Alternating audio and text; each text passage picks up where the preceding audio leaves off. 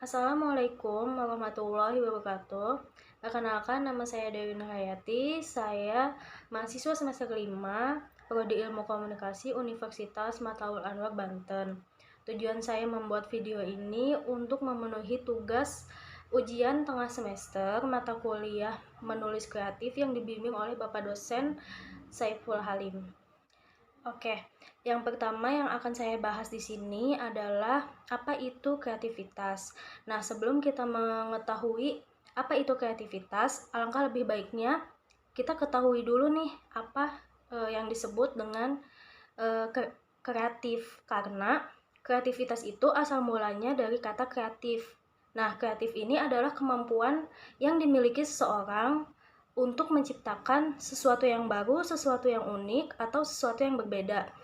Nah, kalau kreativitas itu lebih ke karyanya. Jadi misalnya teman-teman punya pengalaman yang akan dituangkan misalnya dalam sebuah blog atau sebuah cerpen atau sebuah novel gitu yang akan dibagikan kepada pembaca, itu bisa disebut kreativitas. Jadi sebuah blog, sebuah novel itu tuh bentuk kreativitas kita dari proses kreatif yang sedang kita lalui.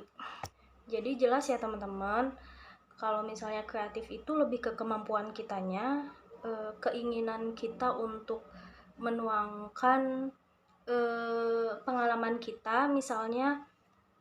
Sedangkan kreativitas itu lebih ke karya kita.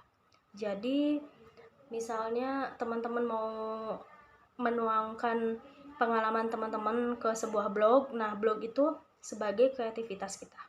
Karena di sini saya belajar mata kuliah menulis kreatif. Jadi salah satu tugasnya itu disuruh untuk membuat blog pribadi yang berisi pengalaman hidup. Jadi di situ saya tuangkan salah satu pengalaman pribadi saya yang menurut saya bisa menginspirasi teman-teman pembaca, teman-teman yang kiranya membaca blog saya. Nah, jadi saya itu menulis blog dengan judul Tidak Ada Kata Terlambat, lalui prosesnya dengan tekun, dan semuanya bisa kita lewati seiring berjalannya waktu. Kenapa saya menulis pengalaman saya yang ini? Karena menurut saya pengalaman ini tuh sangat berkesan buat saya, dan mudah-mudahan bisa menginspirasi teman-teman yang membaca blog saya. Jadi sekitar 2 tahun lalu, awal mula saya masuk kuliah di Universitas Mataul Anwar, itu ketika saya umur 21 tahun. Karena tidak seperti kebanyakan mahasiswa lainnya yang saat itu mungkin baru awal masuk kuliah itu sekitar umur 18 tahun atau umur 19 tahun gitu ya, baru lulus SMA atau langsung kuliah gitu ya. Kebanyakan kan kayak gitu tuh, habis lulus SMA langsung kuliah, jadi masih pada muda-muda gitu. Nah, saya tuh umurnya 21 tahun. Karena saya waktu lulus kuliah lulus SMA itu sempat untuk bekerja di suatu perusahaan swasta di daerah Bekasi. Jadi bisa dibilang saya tuh terlambat sekitar 3 tahun. 3 tahun untuk masuk berkuliah.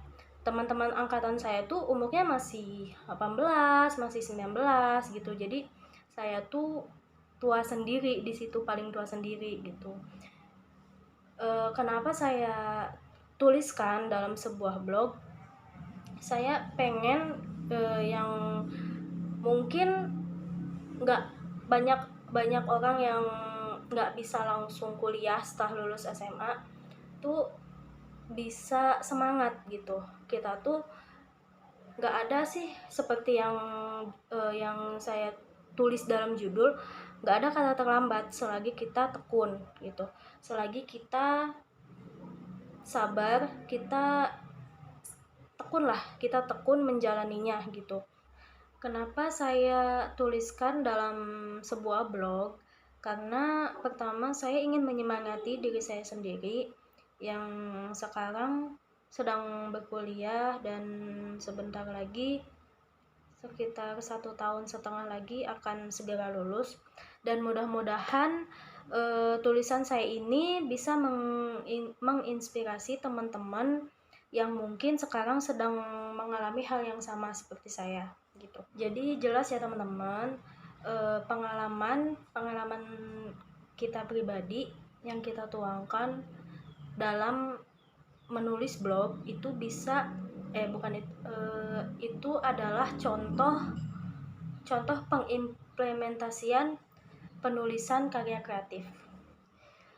Nah, ada hal-hal yang harus teman-teman perhatikan saat menulis karya kreatif. Jadi, dalam menulis karya kreatif itu, yang pertama harus ada ide atau gagasan yang akan dituliskan oleh teman-teman ke dalam blog. Terus yang kedua itu premis penceritaan.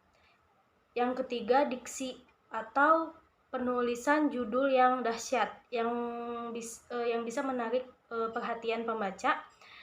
Yang keempat, narasi yang dituliskan ke dalam blog itu harus dahsyat juga. Dahsyat harus apa ya? Yaitu harus bisa menarik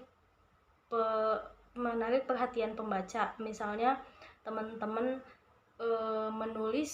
menulis blog itu dengan kata-kata unik, misalnya kata-kata yang jarang didengar oleh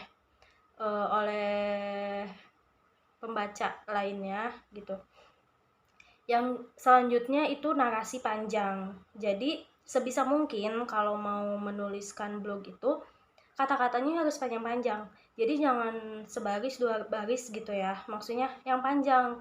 Tentunya kan karena menulis blog itu karena menulis blog itu dari pengalaman kita pribadi, jadi pasti panjang lah gitu ya. Pengalaman kan nggak mungkin pendek gitu.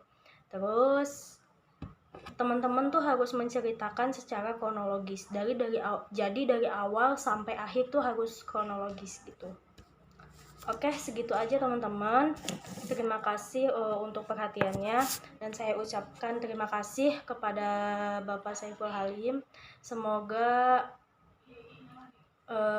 bisa diterima dengan baik video saya ini. Oke.